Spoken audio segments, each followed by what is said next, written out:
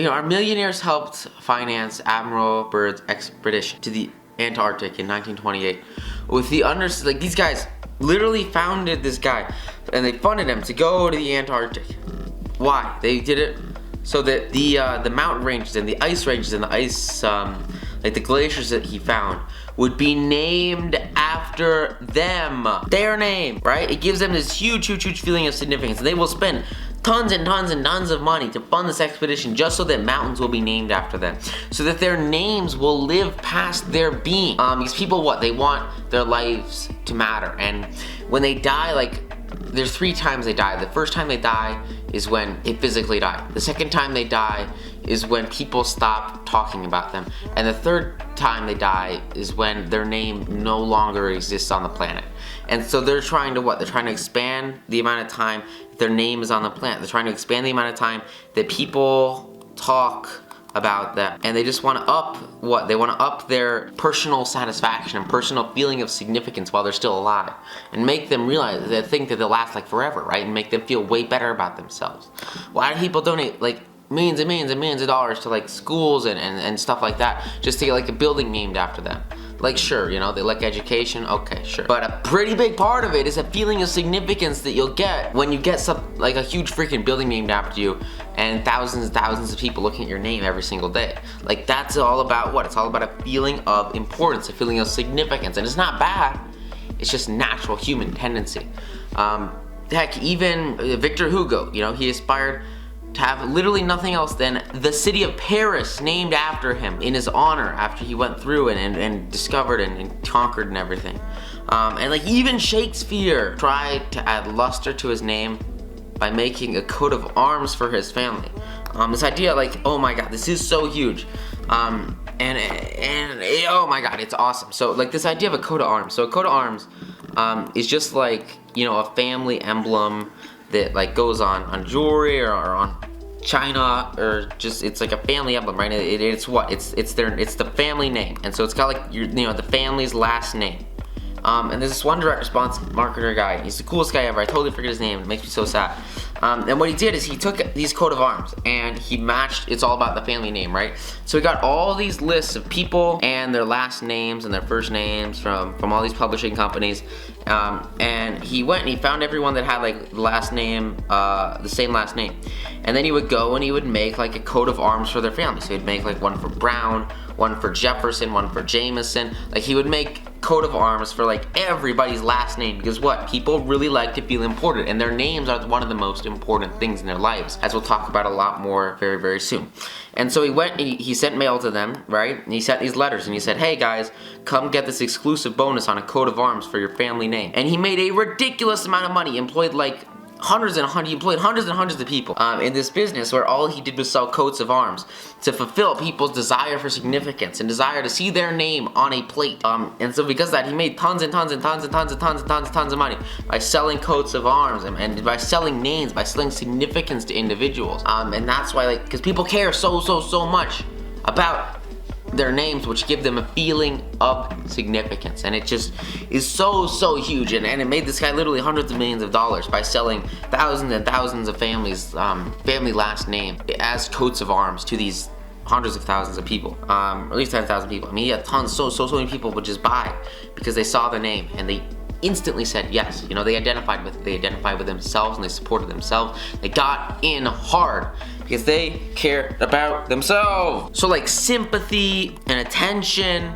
what are these, right? These are just ways. Oh man, that looks really good. Attention. These are just ways to get a feeling of importance and significance, right? It's just so huge and so important. For example, Miss McKinley got a feeling of importance by forcing her husband to neglect his important duties and affairs of the entire country by sitting on her freaking bed, lying down, and making her husband sit with her for hours and hours on end, and totally ignore the work that he actually had to do. Made him neglect everything by making him stay with her until he soothed her to sleep. And she fed her gnawing desire for attention by insisting that he always stay with her while she was having her teeth fixed. And on one instance, right, she went to the freaking dentist and was getting like some teeth work done, I guess. And she desired a feeling of significance and importance so much. She was so freaking clingy to her husband that like she exploded and made her husband come and go to the dentist with her instead of keeping an appointment with the Secretary of State, which is just absolutely freaking ridiculous, because to her, a feeling of importance came from having control over her spouse, right? And so, like, probably not the best place to start your quality relationships with people is there. But it's just, you want to make sure that, like, you get this concept that people will literally do, like, ridiculous things and go to the ends of the earth and be insane just to get this feeling of importance. It is so powerful. Changes everything. It's awesome. So, the writer Mary Roberts Reinhardt had a bright, vigorous woman who became an invalid in order to get a feeling of importance. One day, this woman had been obliged to face something. Her age, she had to face reality, and she was like getting older and older, and because of that, she had less and less of a feeling of importance, right? And so, because of this decrease in esteem, this decrease in ego, and confidence, right? One day, she just freaking lied down in her bed, and for the next 10 years, for the next decade, her old mother nursed her and took care of her and traveled to the 3rd floor of their home and down again. For a decade, giving her care, bringing up food, trays and trays of food, and nursing her every single day until after 10 years her mother freaking laid down on the floor and died because all she was doing was serving this lady. It was absolutely insane. And why did this happen? This happened because she wanted a feeling of importance, and this was her way to get a feeling of importance. When nothing else worked, she fell back on this relationship with her mom. It totally freaking abused her to the point where her mom was killed by the stress and by the work and just by being really old. And that was like her fuel, her importance. It all came from this connection until she freaking died. And the day or the week that she died, she realized that she was like, you know, kind of running out of food. So what? She got up, she put on her clothing, and she resumed living again and went back to her normal life and did her normal crap. Went back to work, blah, blah, blah. There was absolutely nothing wrong with her. And the reason she was bedridden for like literally 10 years was because of an insane desire for a feeling of importance that she fulfilled and that she created by making her mom like freaking nurse her, which is just ridiculous. And yet it shows like how far people will go to have this feeling of importance. And so if somebody will literally like throw 10 years of their life at their mom and just like whoosh it away, like what do you think they would do to go and help you if you were their friend and you gave them a feeling of importance? Like, it's a lot. Okay, like it's really a lot. And like people like want to do things that make them feel important. People feel important when they're helping people. And so like if you just like make others feel important, they'll want to reciprocate to you because it's so valuable. And it's something that people desire so much that they will literally sit in a bed for 10 years to get it, which is insane. So crazy. And so some sources actually say that people will go crazy to get a feeling of importance. They will literally go insane for a feeling of importance. It's ridiculous. Because what? Because the real world, right? The real world denies them this feeling of importance. And so they turn to like loony land, which is just insane. It's ridiculous. There are more patients suffering from mental diseases in the United States than from all other diseases combined. What is the cause of insanity? Dude, it's a crazy little whiteboard. So why does it do that, right? Why is so many people going crazy? Nobody can answer such a sweeping question, but we know that certain diseases break down and destroy the brain cells like syphilis, and they result in insanity. But in fact, 1/2 of all mental diseases can be attributed to physical injury, such as lesions, alcohol, toxins, whatever. But the other half of people go insane, have nothing organically wrong with their brain cells. Nothing wrong. Their brain tissues, they are completely healthy, just as yours and mine. These people go insane so that they can have a feeling of importance.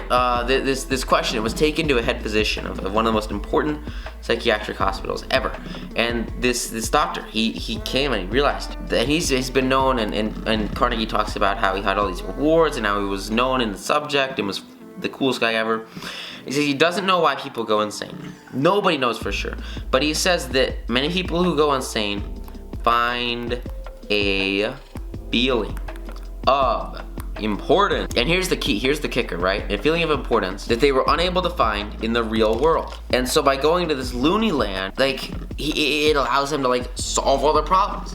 And he had this one patient whose marriage was a total tragedy. She wanted, you know, like this amazing home and this great life, and she wanted love, and she wanted like sexual gratification just like everyone else. She wanted this importance from this relationship, and she wanted children, and she wanted social prestige and this importance in her community, and she wanted like all these great things. But life just destroyed all of her hopes. Her husband, he freaking didn't love her at all, which is kind of a dick move. He refused to even eat with her and forced her to like serve him his meals in his room upstairs, which is kind of not great. She had no kids, she had no social standing, and so she went insane. And in her imagination, she divorced her husband, resumed her maiden name, and believes now that she is married to an English aristocrat, and that she's like insists on being called Lady Smith. And as for her kids, she imagines that she has a new child every single night. Each time she's called on, she says, "Doctor, I had a baby last." You see, life once came in and it wrecked all of her dreams, and it destroyed her fantasies, and her like everything was just crushed on the sharp rocks of reality. But in this sunny island, this sunny fantasy island of insanity, she can have whatever she wants, and all of her issues just float away, and she is super happy and getting exactly what she wants in her mind. She goes freaking berserk. Is it tragic? I don't know, man. He could stretch out his hand. This physician could like restore her sanity, but he says that he wouldn't do it, because if he did it, then her life would be so much worse, and she's so happy by being insane. It actually makes her like way happier than she was in her real life, which is like crazy. But it's true for her, right? Some people are so hungry for a feeling of importance, they will go insane to get it. So if people will go insane to get a feeling of importance, imagine what would happen. Just think for a minute, what would happen if like you could give somebody honest appreciation, and with this honest appreciation, a feeling of importance. Think about that. Like, how would that have an impact on us? I'll tell you what, it would change absolutely everything. Someone who went out and actually like applied this and crushed it was Charles Schwab. Why do you think you know Charles Schwab's name? Well, he got really good at giving people a feeling of importance. He was one of the first people in America to be paid a salary of over $1 million a year, when there was like no income tax, and $1 million a year was like way more. Because it's like $19-20. It's about like $14 million a year today. And basically at the time, people who were making like $50 a week were considered well off. He was picked by Andrew Carnegie, like the I don't know, the real Carnegie, whatever, right? To become the first president of the U.S. Steel Company, which is like super cool. And if you guys were in the Think and Grow Rich masterclass, you learned all about the process and the story here behind Carnegie and Schwab, and how they actually created the U.S. Steel Company, and all that information is in Think and Grow Rich, which is like super cool. And so so Schwab, so how did he get here, right? He was handpicked, right, when he was only 38 years old. And he eventually left U.S. Steel to take over Beltham Hand Steel and rebuilt the dying company into one of the most profitable companies in America, which is so cool. So why did Carnegie pay him $1 million, $14 million a year? Or more than $3,000 a day? I don't really know what that is in today's dollars. I'd say what, like 14 times that? So maybe about like 30 grand a day, 45 grand a day, to run these companies. Was it because he was a genius? It was not because he was a genius. Is it because he knew more about manufacturing steel than other people? Bogus. If you guys were in the Think and Grow Rich masterclass, you heard all about Carnegie's strategies to really create an insane mastermind of people that knew all about the steel industry, and who knew way more than him. In fact, like Charles Schwab himself, like he had so many people working for him that knew so much more about it than he did. So Schwab, he was paid all this money. He was paid this huge salary because of his ability to deal with people. This is why social skills are so valuable, right? Because if you can deal with people, you can like change your whole, like everything, right? He just knew how to deal with people. And so Dale Carnegie walked up to him and asked him how he did it, right? How did you deal with people so well? What is your secret? And what he said is just insane. It's so powerful, and it's just so huge. He says, I consider my ability to arouse an enthusiasm among my people the greatest asset I possess. And the way to develop the best in any person is by what? It's by appreciation and encouragement. By appreciating and encouraging those around him, and never ever criticizing them. Never killing their ambitions as a superior.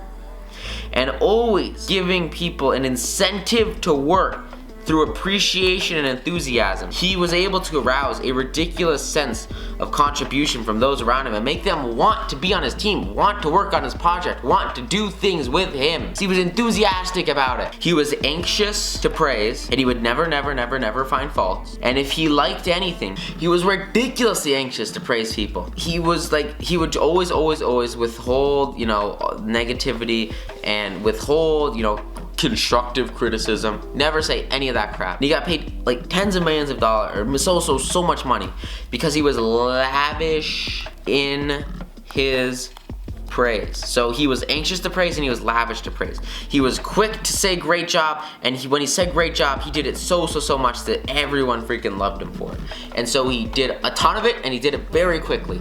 And because of that, he became one of the most liked people like in the entire company. Everyone freaking loved this guy because he was always giving out praise. Like, think about it, right? Like, how can you not like somebody when every single time they see you, they say, oh my gosh, great job doing that very specific thing that you just worked very hard on, and I really appreciate the work that you just did. Like, you can't hate that person. You have to love them. You have to connect with them.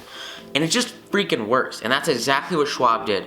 But what do average people do? They literally do the exact opposite. If they don't like something, they like scream all over the place and get super pissy. And they'll never compliment each other. And then they'll never like say great job and give each other praise or like connect. And it freaking sucks because you meet so many people who just don't understand these very fundamental basic concepts that can literally change your whole life. So powerful. It's so cool. You just need to put a little bit of work in at the beginning to grow your spirit and to grow yourself and to grow your being. Like, you just have to push through and put forth greater effort at this beginning situation right here, so you can have such a bigger impact over time as you grow and you grow and you grow, and you get so much more influence over time and have this huge connection with others, right? Because you're putting in the work to have the success. And literally, like, all you have to do to have huge impact, right? In like everything that he's seen in life, and everything, all parts of the world and all the people that he's worked with, Schwab says that like his ability to have a spirit of approval shines through is the most important thing that he can ever do. Because the spirit of approval, it does so much more for him than any kind of criticism or hatred and negativity could ever do. And he just pushes all of that away and destroys it. Decides that, like, in public and in private, like, he will be positive. And that was one of the outstanding reasons for his phenomenal success, was because he always praised his associates. Like, in any situation, the instant he found a reason to praise somebody, he did it wholeheartedly and completely and genuinely, because he wanted to praise literally everybody. Even on his tombstone when he died, he wrote a little message that says that's how committed he is to giving praise. And because of that, he became one of the wealthiest people in the planet, like on Earth. It's insane, right?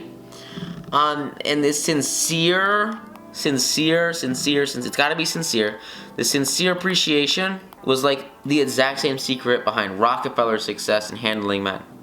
And there's this insane story that he tells about Rockefeller. Okay? So one of his partners, Edward Belford, lost $1 million for the firm because he bought like a bad asset. It was like a railroad asset, I guess, in South America. And you know, Rockefeller, he could have criticized this guy. He could have said, dude, what the heck, man, that was terrible, I can't believe you. But instead he knew that like this guy, like he did his best. Like most people that are working for you, most people that you connect with and that are your friends, like they're doing their best. Because he knows that, he closed this incident and instead he found something to praise. He found something to praise. Like sometimes you have to dig deep, sometimes you have to look, but you can always find something to praise. Just freaking make it happen and find something to praise, because if you do, it will change absolutely everything in the connections and the relationships that you have with those around you. It's so crazy. And so he has this insanely positive spin that he puts on it, and he says, wow, dude, congratulations, you were able to save 60% of the money that you invested. And he looks at it as this huge positive, right? It's not, you know, minus 40%. No, it's not millions and millions and millions of dollars. It's, you saved 60%. Great job. That's amazing. Good job. And by just putting that little flip, that little like twist of perspective on what actually happened here, and saying that is splendid. We don't always do as well as that upstairs. He made this guy ridiculously happy, right? And so now he's gonna be excited to go work in the future because he knows that he's gonna have the full positive support and connection of those around him that want to be with him and want to support him and want him to succeed. Like, how cool is that? Like, I remember, you know, I was working at Subway, all I would get is a bunch of crap from management. And so like, you know, whatever you're doing, if you're working with others or you have a boss or whatever, like, how would you feel if you got just a ridiculously huge amount of praise from the people that you work for? And how do you think you could like share that with others in your life and impact them?